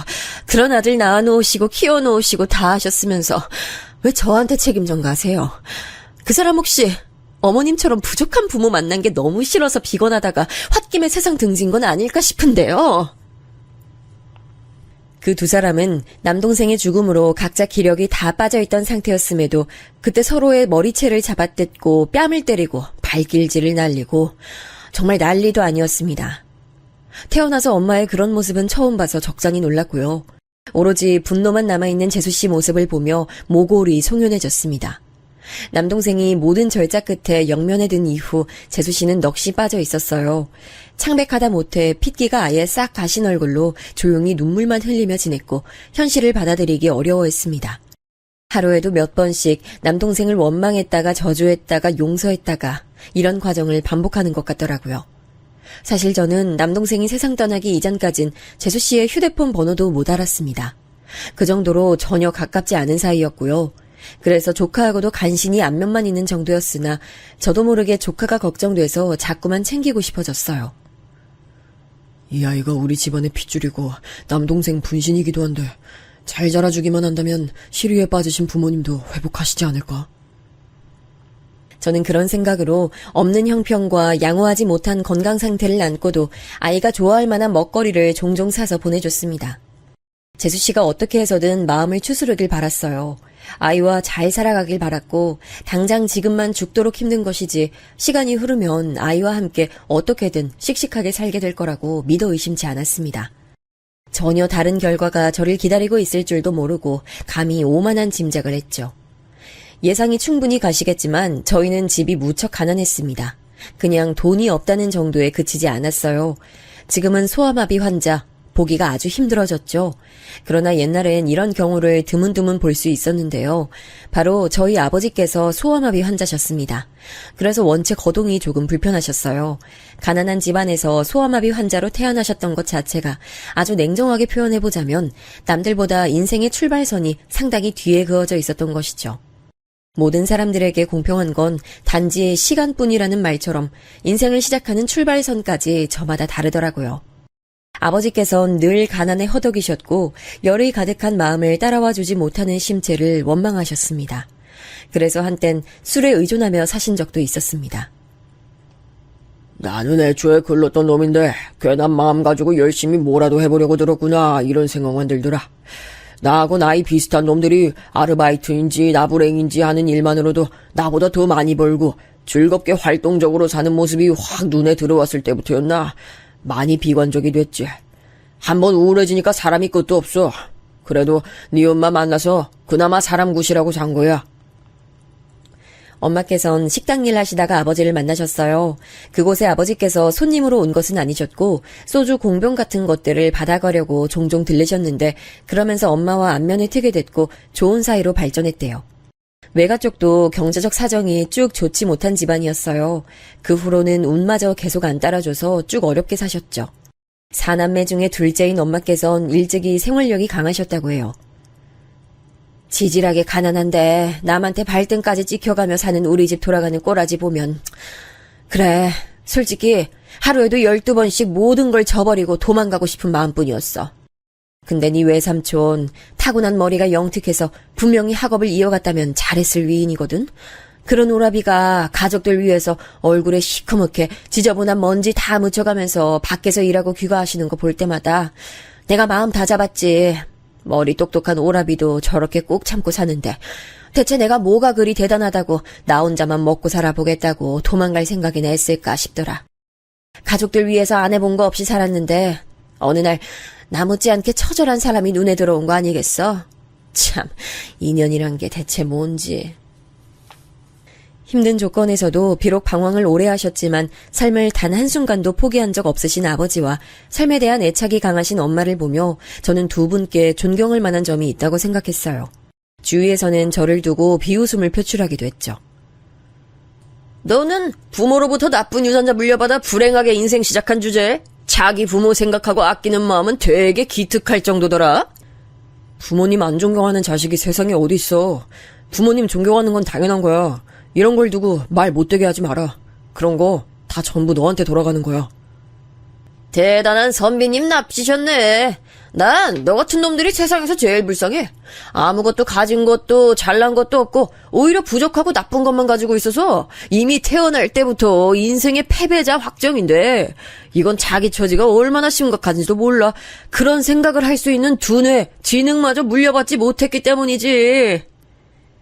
그 언젠가 친구라도 칭하기도 싫은 어떤 녀석이 제게 그런 소리를 했었는데 당시에 아무렇지도 않은 척 대꾸했지만 속은 문드러졌습니다. 남들이 보기에 저희 가족이 얼마나 구질구질하고 열악한 것인지 적나라하게 체감이 됐으니까요. 또한 부모님을 존경하지 않는 자식이 바로 제 곁에 늘 있었으므로 안타깝고 답답한 마음을 담아서 그런 말을 제가 했었던 것이죠. 그건 다름 아닌 제 남동생이었습니다. 선천적으로 기관지가 약하고 자율대사가 떨어지는 저와는 다르게 건강한 신체를 타고났음에도 남동생은 늘 비관적이었어요. 가난하고 못 배워먹었고 늘 비루하다며 저희 가족을 너무나 싫어했습니다. 본인이 가족임에도 말이지요. 형, 내가 사춘기 지나면서부터 매일 하루도 빠짐없이 한 생각이 뭔 줄 알아? 세상은 참 더럽게 불공평하다는 거야. 우리 가족에겐 아무것도 주지 않았잖아. 굳이 내가 열심히 살아봤자 뭘 하겠나 싶은 생각부터 들더라. 나보다 출발선이 훨씬 앞에 그어져 있는 놈들은 인생 편하게 사는데 난 왜 아등바등하면서 살아야 돼? 똑같은 인간이고 같은 사회를 살아가는데 왜 이딴 차이가 있어야 되는 거야? 이럴 바엔 아무것도 시작 안 하는 게 가장 나아. 그게 제일 손해 안 보는 길이야. 이를 갈면서 어느 날 제게 그런 말을 해왔던 남동생은 당시 18이었습니다. 그런데 눈에 분노와 좌절과 절망이 가득했죠. 저는 선천적으로 건강하지 못해 빌빌거리며 지냈지만 그래서 한때는 건강한 남동생이 너무 부럽기도 했었지만 이런 저랑은 다르게 남동생도 자기만의 고충이 있었을 겁니다. 오히려 저보다 힘들고 괴로운 학창시절을 보냈을 테지요. 저희 형제는 슬프고 불운하게도 환경도 따라주지 않는 것에 이어서 공부머리까지 없었던 모양이에요. 외삼촌께서는 공부 쪽 두뇌를 가지고 계셨다는데 그 유전자는 대체 어디로 이어지는 건지 그분만 돌연변이었는지 이런 실없는 생각으로 씁쓸해본 적도 있네요. 성인이 된 남동생은 불과 몇 달 만에 웬 이상한 여자하고 살림 차리겠다고 큰 소리를 쳐댔습니다. 나 이제 이 여자하고 같이 살 거야. 결혼식 올릴 돈도 없고 부를 사람도 없으니까 그건 생략할 거고 그냥 서로의 진심만 보면서 같이 살아보려고 해. 너 미쳤어? 알게 된 지 한 달도 안 된 어디서 뭐하던 여자인지도 모르는데 살림을 차려서 같이 살겠다고? 네가 무슨 말을 뱉고 있는지 스스로 인지가 되기나 해? 형은 왜 그렇게 화를 내? 월세방 구할 돈이 형 주머니에서 나오는 것도 아니잖아. 난 아버지랑 엄마한테만 허락받고 돈 받으면 돼. 그럴 돈이 두 분께 어디에 있다고 그래? 너 제발 정신 좀 차려! 아무래도 유흥 쪽을 전전한 것 같은 여자로 보였는데 심지어 남동생보다 6살이 더 많았죠. 충동에 사로잡힌 남동생을 무슨 수로 말리나 싶어 망연자실했는데 그걸 이뤄낸 건 엄마도 아니고 아버지였습니다. 한때 술에 빠져 사셨다는 경험담처럼 아버지는 술과 가까우신 분이었는데요. 남동생이 말도 안 되게 우기는 것에 속이 상하셨는지 술을 잔뜩 드셔가지고선 남동생에게 일가를 터뜨리셨어요. 어디 말도 안 되는 짓거리 하겠다고 목소리를 높여! 그렇게 키운 적도 없건만 늘 엇나가지! 늘! 언제나! 아버지는 왜 저한테만 맨날 화를 내세요? 아버지야말로 잘하신 거 하나도 없잖아요. 비루하게 태어나셔서 구질하게 살고 계시면 본인만 계속 그렇게 살다가 편하게 떠나시면 되는데 자식들은 왜 낳으셨어요? 저는 태어나고 싶지도 않았는데 태어나는 바람에 항상 고통 속에서 살아가고 있다고요. 살아온 모든 순간이 고통이었고 제 마음을 이해해주는 상대를 만나서 같이 살겠다는데 이것마저 회방 놓으시려고요? 아버지가 제 인생에 그럼 해주시는 게 뭐고 도움이 되는 게 뭐예요 도대체? 그래, 너는 낳는 게 아니었는데 너를 원래 낳지 않으려고 했었어. 네 형 하나만 낳고 우리 부부에겐 더 이상의 아이는 없는 거였어. 그러니까 네가 생겨서 태어난 건 우리한테는 엄청난 사고였지. 이렇게 은혜도 모르는 천하의 불효자식이 나올 줄 알았다면 용을 쓰고 기를 써서라도 우린 너 안 낳았을 거야. 그 순간 제 심장이 철렁 내려앉더라고요. 저는 아버지가 울컥해서 홧김에 그런 말을 잊지도 않은 이야기를 지어내신 줄로만 알았어요.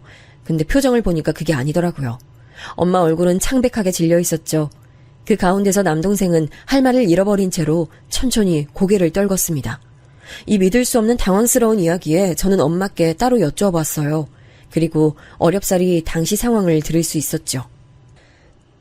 직접 이런 말 하기가 그렇지만 우리라고 왜 우리가 자식 많이 낳아봤자 그게 자식한테 좋은 일 아니라는 걸 몰랐겠어. 다 알지. 네가 생겼을 때도 우린 기뻤지만 걱정도 함께 따라왔으니까. 그리고 네가 건강이 선천적으로 약하다는 걸 알았을 때 죄책감이 있었어. 너무 미안하더라 너한테.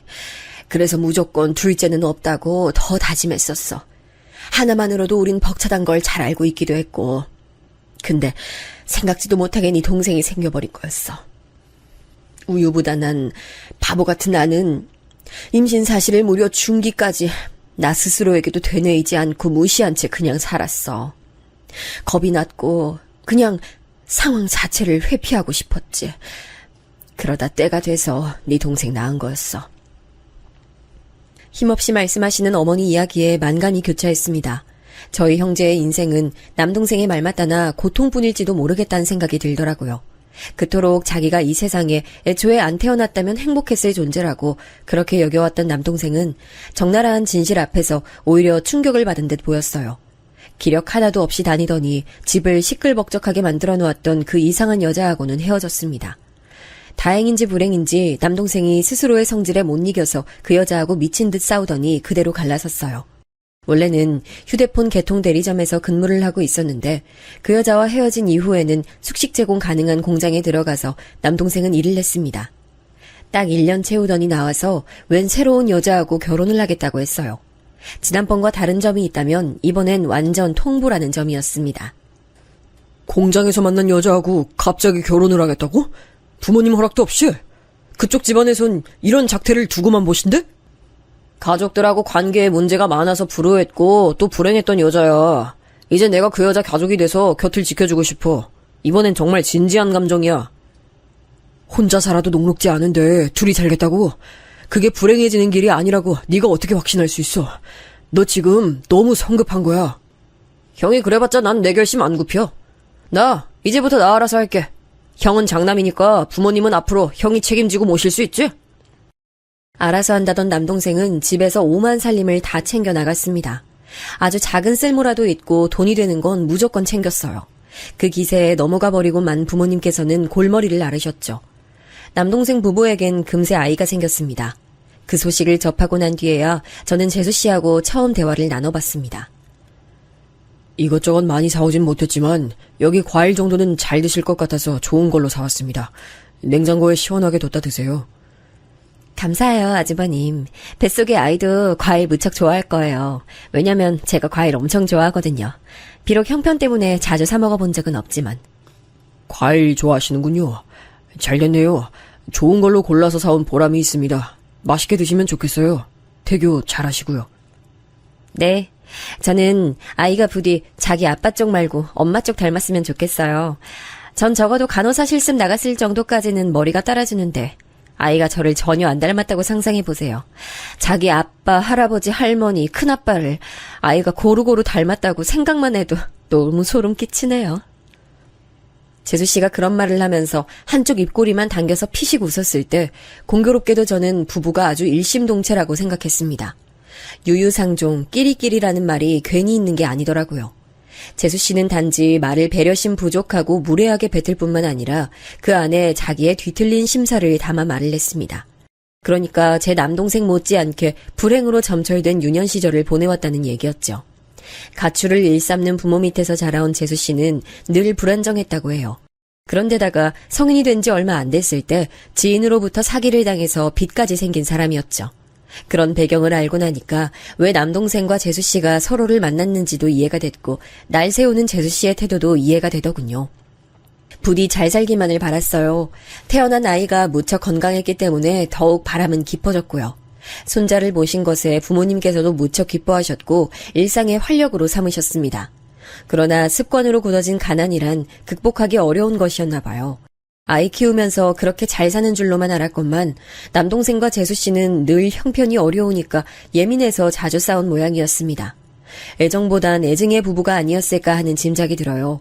그래도 조카가 초등학교에 입학하면서 이제 두 사람이 학부모가 되어 달리 마음먹고 살아갈 줄 알았는데 남동생이 그렇게 떠나버린 거였어요. 울부짖던 재수씨가 부디 일상으로 완전히 돌아와 조카를 잘 키우기만을 기도하며 지낼 때 아버지의 건강이 심각해졌습니다. 뇌혈관 문제였는데 병원에선 어렵다고 수술해도 가망이 없다 했습니다. 그럼에도 저와 엄마는 상의 끝에 없는 재산까지 털어서 수술을 결정했죠. 병원비는 순식간에 쌓였어요. 그리고 아버지께서는 수술 받으신 지 반년째 되던 날 영면하셨습니다. 허망하고 허탈하더라고요. 충격받으신 엄마께선 그 후로 건강이 계속 악화됐어요. 그때 연달아 안 좋은 일이 터졌습니다. 바로 아버지의 장례식 이후 본 적 없었던 재수씨가 영영 잠적을 했어요. 자기 집만 싹 챙겨서 조카가 학교 간 틈 타서 재수씨는 사라졌습니다. 하교한 조카가 쪽지를 발견했죠. 그건 편지나 인사말이 아니었어요. 엄마와 제 휴대폰 전화가 적힌 게 다였습니다. 조카는 이웃집에 찾아가 울면서 여기에 전화를 걸러달라 했고 그렇게 제가 조카를 데려왔어요. 이 고의한 것, 악독한 것, 어떻게 지 새끼를 버려? 어? 너 절대로 네가 혼자 키울 생각은 하지도 마. 그건 안 돼. 절대 불가능하니까. 알았지? 저도 알아요. 안 된다는 거, 불가능하다는 거. 근데요, 엄마. 제가 아니면 누가 키워요? 제 조카 태준이 누가 키우냐고요? 엄마도 울고 저도 울고 밤새 태준이도 울었습니다. 많은 고민이 있었고 제발 재수씨가 돌아오길 빌었지만 해결되는 건 없었어요. 결국 제가 태준이를 키우는 방법뿐이었죠. 어디 보육시설에 보낼 게 아니라면 무조건 제가 키우는 거였어요. 사촌동생쯤 되는 것도 아니고 제 유일한 친조카, 아주 가까운 사이였으나 그럼에도 아이를 키우는 건 정말이지 엄청난 인내심을 요구하는 일이었습니다. 중학생이 된 태준이가 학교에서 사고 쳤다고 상담 와달라고 담임선생님으로부터 연락을 받았을 때 처음엔 놀랐으나 몇 번 반복되자 한숨만 나왔습니다. 애정결핍이 있고 충동적인 기질이 강한 태준이는 평범한 교우관계라는 걸 어려워했습니다. 이런 아이를 제가 끌고 어떻게든 나아간다는 건 죽을 맛이었죠. 이미 머리는 다 컸다고 자기 고집 피우며 무력 행사까지 하는데 제 생각을 전혀 따라와주지 않는 태준이를 보며 하루에도 10번은 울고 싶었죠. 내가 도대체 너한테 뭘 어떻게 해줘야 얌전히 사고 안 치고 친구들한테 시비도 안 걸고 공부 열심히 할래? 뭐가 문제라서 이래? 너 하나 보고 내가 얼마나 열심히 의욕 가지면서 그렇게 살아가고 있는데 네가 자꾸 이러면 난 힘이 빠지는 거야. 그러시면 저 말고 다른 애 키우시면 되겠네요. 다른 아이? 그런 아이가 어딨어? 너 무슨 말을 그렇게 해? 결혼하셔서 애 낳으면 되잖아요. 친조카인 저 말고 진짜 친자식 얻으면 그땐 행복하겠죠. 너 왜 그런 생각을 하고 있어? 혹시 너 내가 결혼해서 네 밑으로 동생이라도 생길까봐 그게 걱정돼서 이러는 거야? 말도 안 되는 거라고 여기면서도 상대는 사춘기 아이니까 슬쩍 떠봤습니다. 그랬더니 얼굴에 낭패감이 어리더군요. 전곡이 찔렸나 봐요. 저는 기가 막혔죠. 제가 태준이를 도맡아 키우기로 했다는 건 결혼을 포기한다는 의미였으니까요. 그런데 태준이는 황당한 가정이나 하면서 속에 또 가시를 세우고 있었던 거죠. 네가 아무런 이유도 없이 이런 생각했을 리는 없고 혹시 학교에서 친구들이 너보고 막 뭐라 그러든? 태준이는 제 질문에 입을 닫았고 사춘기 감성을 더 건드리긴 힘들었지만 저는 학교에서 상담을 받아보면서 그 이유를 들을 수 있었습니다. 담임 선생님께서 학생들 사이에서의 일을 어느 정도 알고 계시더라고요. 제가 미혼인데다 아이도 없으므로 이제 언제든 반드시 결혼해서 친자식을 볼 것이고 그러면 태준이는 어디 멀리 기숙사 학교로 보내지거나 방치되는 결말을 맞을 수밖에 없다고 심보가 못된 아이들이 태준이에게 그런 얘기를 날린 모양이었죠. 그래도 오해가 꼬인 매듭의 지점을 알 수 있어 다행이었습니다. 제가 태준이를 앉혀놓고 정확하게 알려줬어요. 태준아, 난 이미 2년을 떠나보냈기 때문에 절대 결혼할 생각 없고 널 위해서라도 난 애 볼 생각 없어. 너 하나 보는 것도 힘들고 벅찬데 여기서 내가 뭘 또 추가하고 살겠어? 네가 생각하기에도 그렇지 않아? 그럼 앞으로도 저랑 계속 같이 살아주실 거예요? 저 안 버리실 거예요? 우리 태준이가 사춘기 한번 거하게 지나가는구나. 그래, 이 녀석아. 난 너 절대 버릴 생각 없어. 네가 버려달라고 사정을 해도 안 버릴 텐데 왜 그런 쓸데없는 걱정을 사서 하고 있어. 방황하고 떠들면 아닐 시간에 교과서 한 장이라도 더 봐. 너 보고 공부 박사 되라고는 하지 않아. 다만 적어도 네가 할 수 있을 만큼 공부에 최선은 다했으면 좋겠다. 알았지? 태준이는 울컥한 얼굴이 되어서 눈물을 참으며 고개를 열심히 끄덕였어요. 지금 이게 효과가 얼마나 갈진 모르겠지만 그래도 당분간은 사고 안 치고 조용히 학교는 다녀주겠지 그리 생각했습니다. 하지만 이게 웬일인가요? 태준이는 그 이후로 책상에 엉덩이 딱 붙이고 공부에 매진하는 모범생이 돼버렸어요. 공부에 기초가 부족한지 항상 개념 설명만 밑줄 치면서 암기하고 있는 모습이 태반이었지만 어떻게든 공부를 열심히 해보려는 것 자체가 제겐 엄청난 감동이었죠. 그리고 깨달았습니다. 저는 그저 사춘기의 태준이가 심적으로 잠시 불안정해서 제 결혼이나 친자식이 생기는 걸 걱정한 줄로만 알았는데 그게 아니라 태준이는 정말 심각하게 그 문제로 끙끙 앓아왔던 거였어요. 늘 사랑, 애정, 관심, 도움, 보살핌 이런 것들을 온전히 가져보길 원했던 태준이는 경쟁자가 생기는 게 너무 두렵고 무서웠대요. 그게 깔끔하게 해결되니까 전에 없이 공부에 열을 올리게 된 거예요. 그저 열심히 공부하는 습관을 들이는 것만으로도 행복하다고 저는 그렇게 여겼는데 시간이 좀 지나고 몸에 소름이 돋을 만큼 놀랐습니다. 태준이 네가 이번에 시험에서 7등을 했다고? 아이 성적이 이렇게 나오는 거야? 반에서 7등이라니 대견하다. 네? 아닌데요. 그거 전교석차예요. 반에선 2등 했어요. 뭐라고? 그러면 네가 전교에서 7등이란 소리야? 잠깐만. 네가 원래 늘 반등수로 뒤에서 7등 정도 하는 성적 아니었어? 근데 전교권에서 노는 성적을 받아왔다고? 야, 나는 창피한 얘기지만 공부엔 문외한이라 잘 모르는데 암만 그래도 이건 너무 대단하다 못해 심각한 반등 아니야? 태준아, 이거 정말로 네 머리로 네가 시험 문제 풀어서 받은 성적 맞아? 그럼 제가 했지 누가 했겠어요. 제 시험 대신 쳐줄 사람도 없고 답지 보여줄 사람도 없어요. 저 그렇게까지 돈독한 친구도 없거든요. 그런 친구 없다고 자랑스럽게 얘기하는 저 독특함을 보니까 제 남동생의 핏줄이 확실했습니다. 그때 생각나더라고요. 엄마께서 그러셨죠. 외삼촌께선 그런 열악한 집안이었음에도 공부 잘하는 게 두드러질 만큼 머리를 타고나셨던 분이었다고요. 어쩌면 그 공부머리 유전자가 제 친조카 태준이에게 이어진 건 아닐까 하는 의구심과 기대가 동시에 피어올랐습니다. 아니나 다를까 학교에서도 태준이 성적은 화제였어요. 중학교 3학년 때 단숨에 이렇게 오르는 경우가 거의 전무하다며 담임 선생님은 물론이고 교장 선생님까지 제 앞에서 놀라운 심정을 표출했습니다. 심장이 빨리 뛰었죠.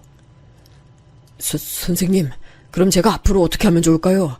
저는 밥이나 먹이고 교복 다림질이나 해줄 줄 알지 공부를 가르쳐줄 수는 없습니다. 그렇다고 학원에 보낼 형편은 솔직히 안 되고요. 제가 대학 입학 관련해서 성적별로 경우의 수라는 걸 짜드릴 테니까 이거 참고해서 태준이 성적만 제대로 파악해 주시면 반드시 괜찮은 대학은 보내실 수 있을 거예요. 서울 소재 4년제 대학은 무난하다고 보셔도 되지 않을까요? 태준이가 의지만 잃지 않는다면 상위권도 노려볼 만 하겠죠. 예? 서울에 있는 4년제 대학이요? 거기다가 상위권 대학이라고요? 기절하는 줄 알았습니다. 저는 남들보다 많이 뒤떨어지는 환경 그리고 조건에서 나고 자란 사람이었고 서울에 있는 4년제 대학은 너무나도 대단한 간판이었어요.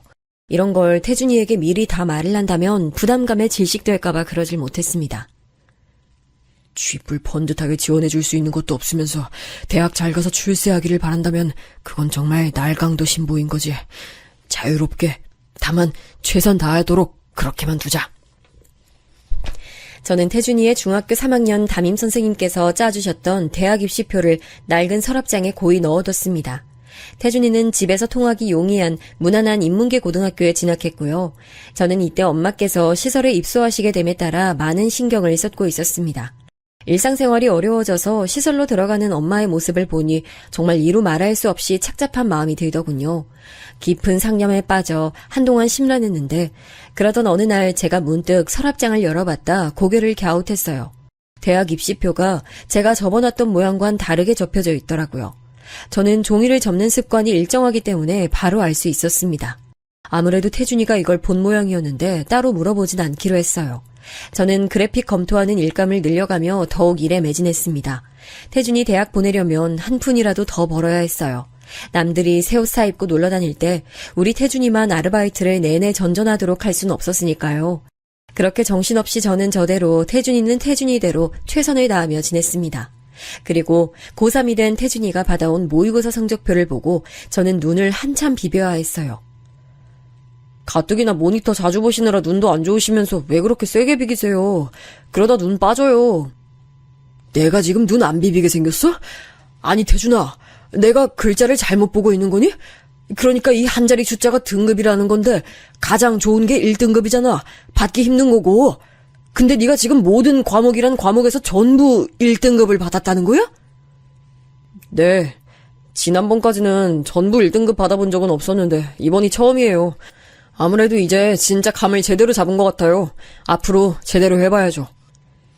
지금도 엄청난데 대체 뭘 제대로 해본다는 건지 저는 성적표 종이의 내용이 믿기지 않아 자꾸만 보고 또 보고 반복했죠. 학교에 가서 선생님과 입시 상담을 한 차례 받아보니 그제야 실감이 났습니다. 선생님이 비장하게 말씀하시더라고요. 알고 계시죠? 태준이 천재예요. 그것도 가장 보기 드물고 또 무섭다는 노력형 천재요. 타고난 것에 노력까지 더해서 공부를 하더라고요. 근데 성격 보면 절대 유순하지 않고 오히려 좀 반항기가 있던데 그런 급한 성질머리를 누르고 공부에 매진한다는 것 자체가 태준이 녀석 정말 대단해요. 제가 그 말씀을 듣고 눈시울이 붉어졌어요. 너무 고맙고 대견하고 미안해서요. 해준 것도 없는데 왜 그렇게 열심히 잘하는 건지 제가 태준이에게 물어봤습니다. 머리도 타고났는데 그렇게 열심히 노력까지 하는 이유가 있냐고 말이죠. 그렇게 공부가 좋냐고도 물어봤죠. 그랬더니 머뭇거리면서 의외의 답변을 내놨어요. 공부가 재밌긴 한데 좋진 않아요. 금방 흥미가 떨어지거든요. 근데 제가 좋은 대학 가서 성공하는 게 우리 세 식구 가장 빠르고 확실하게 잘 살 수 있는 방법 같아서 그래서 노력하는 거예요. 우물쭈물 태준이가 뱉어낸 진심에 기어이 눈물을 훔쳤습니다. 다름 아닌 새 식구라는 대목이 저를 울렸어요. 저 태준이 그리고 시설 들어가신 엄마 이렇게 세 사람을 태준이는 말하고 있는 거였죠. 뭐라고 형용할 수 없는 감동이 있더라고요. 대학 입시 기대보다 못해도 돼. 망쳐도 돼 태준아. 절대 걱정하지 마. 네 뒤엔 늘 내가 있어. 그러니까 끝까지 부담 갖지 말고 최선만 다해. 그러면 되는 거야. 저는 진심 어린 말을 건네주며 그날 모처럼 태준이와 한참 얘기를 나눴어요. 별별 얘기 다 했었네요. 심지어 재수씨 얘기도 나왔었죠. 태준이는 자기 엄마에 대해 이제 별다른 깊은 감정이 없는 건지 전혀 동요하지 않았습니다. 자기 엄마가 어디서든 그저 잘 살기를 바라는 듯해 보여서 그 성숙함에 제가 되려 당황했네요. 욕심 안 내도 된다고 했지만 태준이가 바라는 기준치만큼의 성적은 나오기를 속으로 간절히 기도했어요. 가난하고 초라한 형편임에도 이것을 탓한 적은 한 번도 없는 착한 태준이가 그만한 값을 돌려받기 바랐습니다. 그리고 이윽고 기적 같은 글자를 봤어요. 너무 믿기 힘들어 제가 멍하게 있으니 태준이가 직접 말을 해주더라고요. 저 서울대 합격했어요. 그것도 아주 전도 유망하고 인기 많은 전공으로요. 앞으로 제가 성공길만 걸어볼게요. 서울대학교라는 글자를 손끝으로 매만지며 저는 세상을 떠난 남동생 그리고 아버지를 생각하며 울었습니다. 하늘에서 부디 이 광경을 보고 두 사람이 있기를 간절히 기도했어요. 반드시 보고 있을 거라고 그렇게 믿고 있었습니다. 기적을 본 기분이었죠. 저 같은 사람에게 서울대는 마치 다른 세계에 존재하는 이름이었거든요. 그런데 태준이가 당당히 그곳에 입학했다는 게 너무 신기했습니다. 솔직히 고백하자면 저도 사람인지라 속으로 태준이를 괜히 맡았나, 내가 능력 밖의 일을 저질렀구나 이런 생각 몇 번 했었습니다. 그러나 저마저 이 손을 놓아버리면 태준이는 앞으로 평생 자기 손을 잡아줄 누군가를 기다리기만 하면서 굉장히 외롭게 살 거란 예감이 있었어요. 아니, 거의 확신이었죠. 그래서 그 손 놓을 수 없었고 그렇게 버텼습니다. 가끔 충돌하면서 감정 상하고 얼굴 붉히는 일도 있었지만 어찌됐든 모두 가족이라는 울타리 안에서 해결 가능한 것들이었죠. 서로가 가족인 것에 감사했습니다. 태준이가 대학교 입학 후 첫 시험 기간을 보냈을 때 기념으로 나들이를 갔어요. 시설에 계신 엄마를 모시고 함께 외출했습니다. 하늘에 구름 한 점 없이 날씨도 좋았는데요. 엄마, 저 태준이 이렇게 셋이 가족 사진도 찍었습니다. 너무 잘 나와서 액자로 기어이 걸어뒀죠. 그 외에도 제가 태준이랑 둘이 찍어온 자잘한 사진들이 꽤 있었는데요. 문득 그 사진들을 빤히 들여다볼 때가 있었습니다. 그럴 때면 반드시 이런 생각을 하곤 했죠. 그놈 누가 키웠는지 몰라도 참 반듯하고 멋지게 잘 키웠다. 맡아서 키우겠다는 내 선택과 결심이 100번 1000번 옳은 것이었구나. 인생은 무슨 의미로 사라질까요? 제가 생각하게 된 것은 사람들이 가정을 꾸리고 아이를 낳는 것엔 분명한 이유가 있다는 점이었습니다. 가족이란 소속감, 자신의 유전자를 이어받은 분신을 세상에 남김으로써 비록 이 육신이 죽어 아스라질지라도 그 분신이 세상에 남아 흔적을 이어간다는 것에서 오는 나 자신의 존재감에 대한 확인이라는 게 사람이 살아가는 의미 같더라고요. 저는 태준이를 통해서 제 의미를 보았습니다. 엄마께선 건강이 좋아지지도 않으셨지만 그렇다고 나빠지지도 않으셔서 다행이었고요. 잘 지내셨고 지금도 무탈하게 계세요. 태준이가 대학교를 졸업하고 나서 이사도 2번 했고요. 태준이는 첫 직장을 잡자마자 바로 적금부터 개설했고 주식도 동시에 시작했어요. 돈을 벌기도 잘 벌었고 모으기도 잘 모았죠. 이토록 대견하고 멋진 친조카를 둔 덕분에 저는 호강하며 살게 됐습니다. 태준이가 하도 저한테 건강검진 받으라고 난리를 쳐서 정기적으로 받고 있고요. 그러면서 호르몬 문제를 잡아내서 치료약을 먹게 됐는데 확실히 컨디션이 좋아졌어요. 눈이 좀 안 좋은데 안과도 대학병원으로 꾸준히 잘 다니고 있고요. 이것도 태준이가 다 밀어붙여서 진행된 것들이랍니다. 믿을 수 없을 만큼 너무 행복한 나날이 이어졌는데 2가지 큰 사건이 좀 있었어요. 첫 번째는 태준이가 어느 날 갑자기 여친을 저에게 소개시켜주겠다고 데리고 왔었어요. 제가 여친을 보고 까무러치는 줄 알았습니다. 너무 얄팍한 기억이었기 때문에 완전히 잊혀졌던 얼굴 하나가 바로 떠오르더라고요. 그 옛날에 남동생이 한 달 만난 여자하고 살림 차리겠다고 난리친 적이 있었는데 세상에나 그 여자하고 정말 비슷하더라고요. 얼굴이 기억은 안 났지만 사람에게서 풍기는 느낌, 이미지, 옷차림새 이런 것들 있잖아요. 그런 특징들이 정말 놀라울 만큼 들어맞았습니다. 심지어 여자친구가 태준이보다 연상이라는 점마저 예전 남동생 그때와 닮아 있었어요. 이런 게 바로 유전자의 신비라는 것인지 너무 기가 막히더라고요. 황당한 웃음을 터뜨리면서도 제가 반대하는 것만큼은 잊지 않았네요. 왜 단박에 그렇게 반대를 하세요? 학벌 좋고 집안 좋은 여자가 아니라서 그러시는 거예요?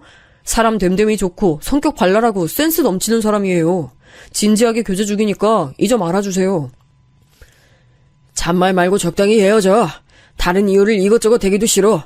그냥 내 맘에 안 들어. 내 마음에 대못을 박든가 그 여자친구에게 시련의 아픔을 주든가 네가 양자택일 해. 제 느긋한 반응에 태준이는 약간 화가 났는지 무조건 그 여자친구를 택할 기세였지만 3주 정도 지났을까요? 그 여친이랑 맞췄다던 커플링 보란듯이 손에서 사라져 있더라고요. 이런 거 보면 태준이 효자입니다. 그리고 큰 사건 2번째, 지난 세월 두문불출했던 재수씨가 나타났습니다. 태준이 앞에 등장해선 원망을 쏟아냈고 효도를 강요했어요. 우리 아들 이렇게 번듯하게 잘 컸고 그동안 잘 살았는데 왜 엄마 찾을 생각은 안 했어? 넌 엄마 자식이니까 찾으려면 금방 찾을 수 있었을 텐데 엄마가 너를 얼마나 기다렸는데. 그러시구나. 저도 기다렸어요. 많이 기다렸는데 안 오시더라고요. 그랬어? 우리 아들이 엄마 많이 기다렸구나. 그런 줄 알았으면 엄마가 진작 너 만나러 왔을 거야. 하지만 네가 엄마 원망하고 있을까봐, 보기 싫어할까봐, 그래서 여태 망설였어. 네가 먼저 와주기만을 바보처럼 기다리기만 한 이 못난 엄마를 용서해 줄래? 근데 무슨 용건이세요? 용건이라니. 너 엄마 앞에서 무슨 말을 그렇게 차갑게 해? 재수 씨가 눈물 훔치는 신용을 하더군요. 그 모습 보며 솔직히 어이가 없었습니다. 어린 자식만 달랑 두고 도망가 버렸으면서 이렇게 뻔뻔하게 굴다녀. 조금 화가 났지만 그래도 태준이의 선택에 전적으로 달렸다 생각하며 가만히 있었습니다. 태준이가 자기를 낳아준 엄마에게 끌려서 쉽게 용서를 해준다고 해도 제가 그 선택을 비난하면 안 될 일이었죠. 괜히 씁쓸한 입맛을 다시고 있는데 갑자기 태준이가 피식 웃더군요. 명백한 비웃음이었어요. 그 모습에 재수씨가 발끈했습니다. 그 표정은 뭐야? 너 지금 서울대 나오고 뻔지르르한 회사 다니는 성공한 인생이라 이거야? 그래서 이제 엄마 따윈 무시해도 된다는 거야? 태준아, 잘 생각해. 널 낳아준 사람보다 네 인생에 더 대단한 존재가 어디 있겠어. 인생 후회 없이 살고 싶으면 이제 엄마 좀 챙기면서 살아줄래? 엄마도 우리 아들 효도받고 싶어서 그간 얼마나 기다려왔는지 몰라. 원래 이러신 분이셨어요? 제 기억 속 엄마라는 분은 이렇지 않았는데 좀 낯설고 이상해요. 세상에, 너 이렇게 보니까 진짜 네 아빠랑 너무 닮았다. 소름 끼치게 닮았어. 그래, 당연하겠지. 네 아빠, 형이 널 키웠으니까 닮을 수밖에 없겠네. 저기요, 아주버님. 애 너무 막 키우신 거 아니에요? 지금부터라도 저하고 살아야겠네요. 도저히 아주버님께는 더는 못 맡겨요. 더는 못 맡기다뇨? 그게 무슨 말씀이세요? 애초에 저 버리고 가셨으면서 맡기고 가신 것처럼 왜 포장하세요? 그러면 제가 속을 줄 아세요? 어림도 없다는 듯 태준이의 단호한 반문에 재수씨는 즉각 꿀먹은 벙어리가 됐죠. 제가 사이다를 한 병 마신 듯한 개운함을 느끼고 있을 때 태준이가 쐐기를 박았습니다. 웬 종이 하나를 가져와서 재수씨에게 내밀었어요. 언젠가 이런 순간이 올 줄 예상하고 대학을 졸업하면서 적어본 것이라고 했습니다. 저게 대체 뭘까 싶어 저도 촉각을 기울였죠. 재수씨는 감동받은 얼굴로 그걸 펼쳐봤죠. 설마 그가 나한테 편지를 써온 거야? 고마워서 어떡해. 아니네. 이 숫자들은 대체 뭐야? 제가 초등학교 졸업하기 전부터 대학 졸업 때까지 지출한 내역이에요. 거의 빠뜨린 거 없이 정리됐고요. 제 엄마니까 그거 큰아빠한테 정선해주세요. 그래야 저도 엄마 다시 보면서 살 수 있고 엄마 곁으로 갈 수 있죠. 그게 순서잖아요. 그 말을 듣는 순간 저도 모르게 속이 시원하게 풀리면서 입가에 미소가 지어지더군요. 반면 종이를 쥔 재수씨의 손은 주체할 수 없을 정도로 덜덜 떨렸습니다. 낭패감이 떠올라 있었죠. 잠시 후 재수씨는 그 종이를 구겨서 아무렇게 바닥에 휙 던지더니 미련 하나도 없이 몸을 돌려 사라졌습니다. 황당하고 씁쓸한 재회의 마무리였죠. 그 후론 내내 분에 넘치고 복에 넘치는 일상이었어요. 제가 여자친구를 만들어서 편안한 연애를 하게 된 게 나름의 뉴스였고요. 앞으로 제게 목표가 있다면 훗날 하늘나라 갈 때 누구보다도 당당하게 어깨 펴고 입성하는 것입니다. 지금까지 제 얘기 들어주신 분들 고맙습니다. 평안한 날들 보내세요.